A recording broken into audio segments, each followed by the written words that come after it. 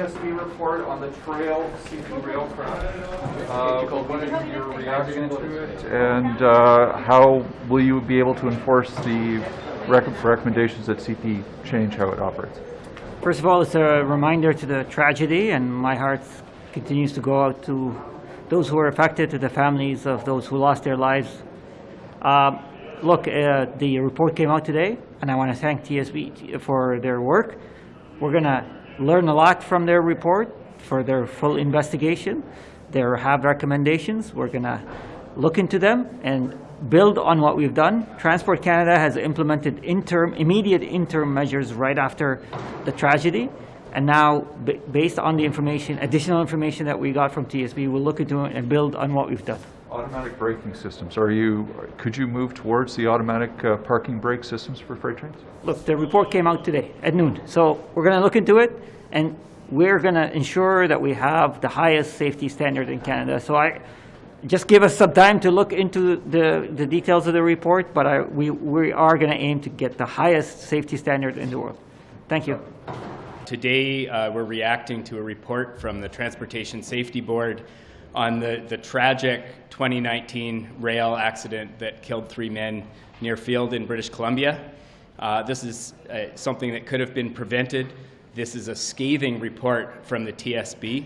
My thoughts today are with the families of the 3 men, and we continue to do everything that we can to push this government to take rail safety more seriously, to put proper regulations in place, and to finally stand up to the big rail companies and protect workers' lives.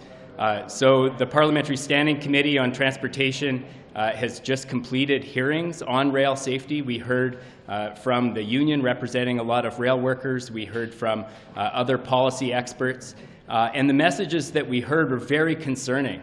There are thousands of men and women who go to work every day in our country on these trains. They need a regulatory system, and they need rules in place that protect their lives in what can be a dangerous occupation. So that's what we're going to continue to fight for. Like I said, my thoughts today are with the families of those 3 men that lost their lives, and we'll keep pushing for better. Are there specific rules or changes you want to see made to make the system safe? Sure. So currently the federal government relies heavily on something called safety management systems. This is essentially self-regulation by the rail companies. We need a much more proactive approach with clear rules and enforcement, including compliance audits, inspections, that kind of thing, to make sure that the companies are actually living up to their promises and conducting the work in a way that's safe. So we've heard from the Auditor General on some of the shortcomings behind these safety management systems.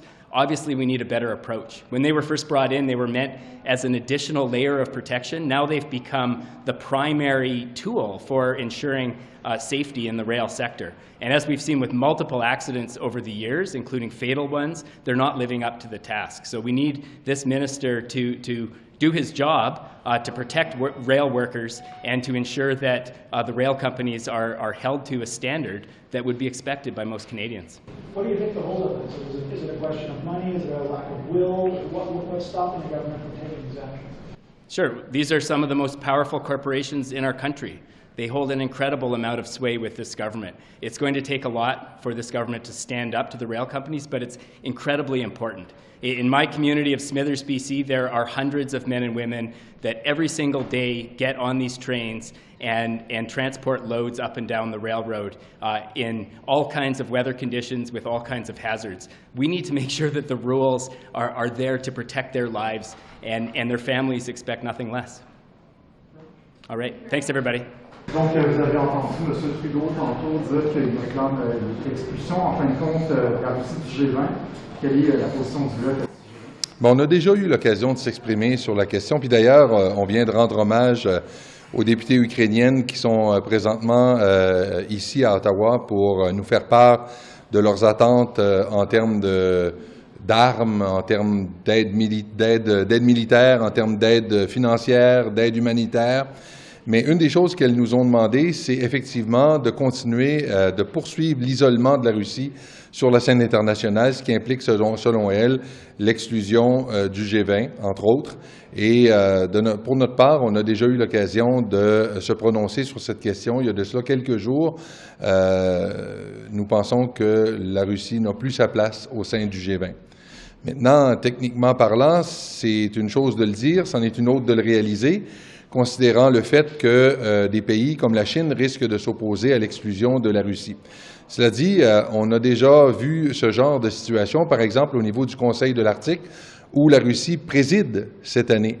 Alors, ce qui s'est passé, c'est que ce sont les autres pays qui sont tout simplement exclus pour faire en sorte que la Russie se retrouve toute seule. Alors, est-ce qu'on devra procéder de cette façon-là pour s'assurer que la Russie soit isolée, y compris au sein du G20? Bien, ça fera partie des négociations, des discussions avec les partenaires, parce que, évidemment, c'est le genre de choses qu'on ne peut pas accomplir seul au sein d'un groupe comme celui-là. En ce moment, ça regarde mal, là, on s'entend. Il y a la Chine pourrait s'opposer à cette idée-là dans une organisation où est-ce qu'on fonctionne par consensus. Est-ce que vous suggéreriez que les autres pays s'excluent, comme vous le dites? Bien, c'est quelque chose, comme je le disais, qu'on a fait dans le cadre du Conseil de l'Arctique. C'est probablement une des stratégies qu'on devra envisager. Mais là, évidemment, le tout doit se faire en concertation avec les autres membres du G20, pardon. Ça ne peut pas se faire de façon unilatérale parce qu'on ne parviendra à rien si on ne fait simplement que des affirmations comme le fait le premier ministre qui ne s'accompagnent pas d'une concertation qui donne effet à ses paroles. Vous avez entendu M. Trudeau le demande d'expulsion de la Russie du G20 pour votre réaction? Au NPD, on est tout à fait d'accord avec cette mesure-là. Je pense que le régime du dictateur Poutine est en train de faire des crimes de guerre. Il y a des civils qui sont bombardés, des innocents qui meurent. Il faut avoir une stratégie d'isoler la Russie, de faire mal au régime Poutine puis aux oligarques. Ça fait partie de cette orientation-là. Mais nous, au NPD, on pense qu'on devrait aussi aller plus loin, exclure la Russie de l'OSCE, du Cercle de l'Arctique également, pour mettre le maximum de pression en ce moment, puis améliorer également notre système de sanctions. Il y a des compagnies comme Uranium One en Colombie-Britannique qui sont totalement la propriété du gouvernement russe, qui ne sont pas encore sanctionnées par le gouvernement fédéral. Alors, il y a des trous encore dans notre stratégie. Comment votre opinion a-t-elle évolué depuis une semaine? Là, on a pu comprendre qu'il y a une semaine, il fallait envisager peut-être de faire ça, mais là, c'est ça qu'il faut faire. Bien, je pense qu'on a de plus en plus de témoignages de gens qui disent qu'est-ce qui s'est passé réellement à Mariupol, quelles sont les conditions de vie, les bombardements d'hôpitaux, de garderies, les bombardements du théâtre où il y avait des enfants. Donc, l'ensemble de ces informations-là font en sorte que, oui, on est d'accord sur le fait qu'il faut accélérer la pression, il faut en mettre un petit peu plus, puis ça, c'est un moyen qui a du bon sens, avec les éléments que je viens de vous dire, l'OSCE puis le Cercle de l'Arctique, qu'on devrait additionner aussi.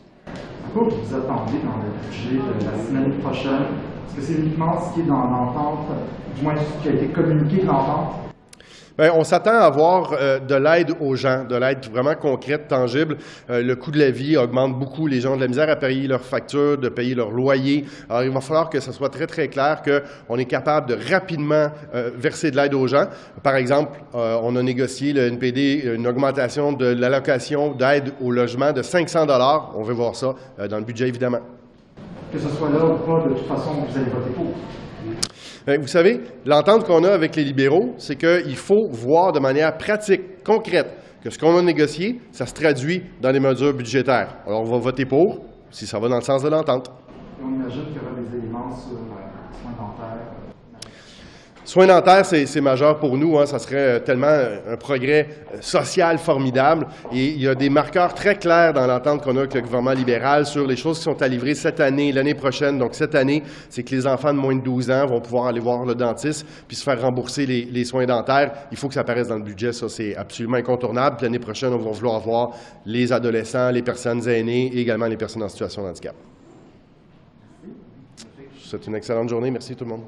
I'm here to respond to the report that was released today by Environmental Defense on the billions that are being spent to support the fossil fuel industry in Canada while not putting forward a credible plan on renewables. We know that the Prime Minister has just announced his climate strategy. Missing from that climate strategy, of course, was the promise on an emissions cap. But the plan is heavily predicated on the use of unproven carbon capture technology.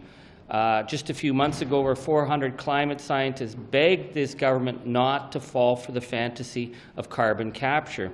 We know that they've spent over about $6 billion on carbon capture so far, and it's only managed to take out 0.05% of emissions.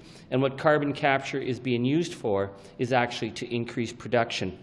This is a failed strategy. The Prime Minister is well on his way to missing the 2030 targets, because by spending the billions that they're going to spend on carbon capture, it's also based on the promise that the Prime Minister is making in his climate strategy that they will be able to sell, quote, lower carbon oil on the international market.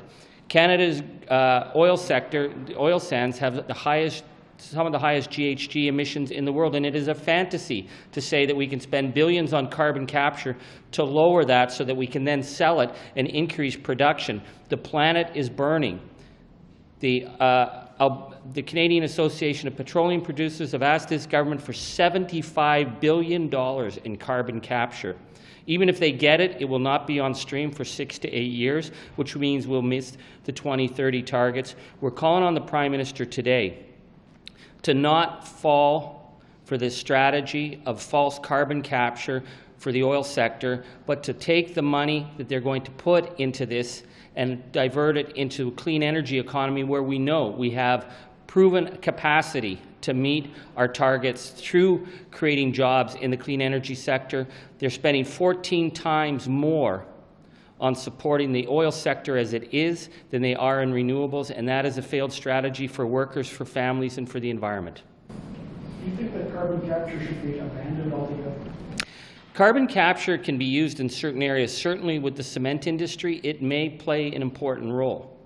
But what we've seen in the oil sector is that it is not capable of doing what it's promising. In fact, if we were going to spend that much money on it and it actually worked, we would still have the fact that we're increasing production by maybe upwards of 1.2 million barrels a day, which the government is predicting and supporting. That is all carbon. It's going to get burned someplace. If it's not burnt in Canada, it will be burnt in the United States, in China, or India. So they're using carbon capture not to diminish carbon, but to actually increase production. And that's why the question of where is the Prime Minister's emission cap? He promised it at COP26. It is nowhere. We have no credible strategy on the climate crisis because this government has missed every single target they've made. Without carbon capture, is there any way you think for the government to reach those targets that it set for itself?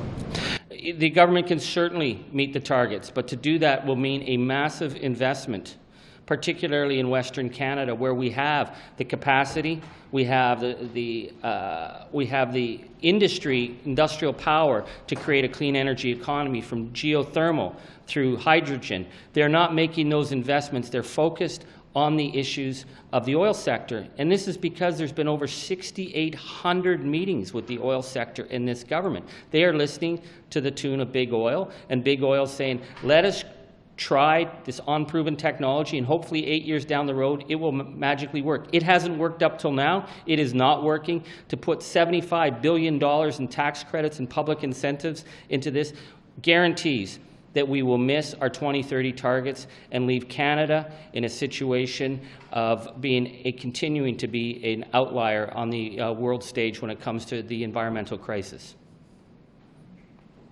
Minister, on the secret court case in Montreal, I think our French colleagues are really interested in that. Do you have any thoughts about this case? Look, like everyone else, I'm bound by an order of the Quebec Court of Appeal. Certainly, I believe in the open court principle, and I'm concerned by what I'm hearing and what I'm reading. And I know that the Director of Public Prosecutions has just issued a statement, and I would point you to that. Écoutez, c'est un principe de base de notre système de justice. Évidemment aussi, je dois respecter les ordonnances de la Cour d'appel, et donc je peux pas dire beaucoup plus que ça davantage, mais de ce que la directrice des poursuites pénales vient de dire, si un autre enjeu, c'est la protection des informans et le privilège des informans, il y a un autre enjeu à mettre dans le balance. Donc, merci.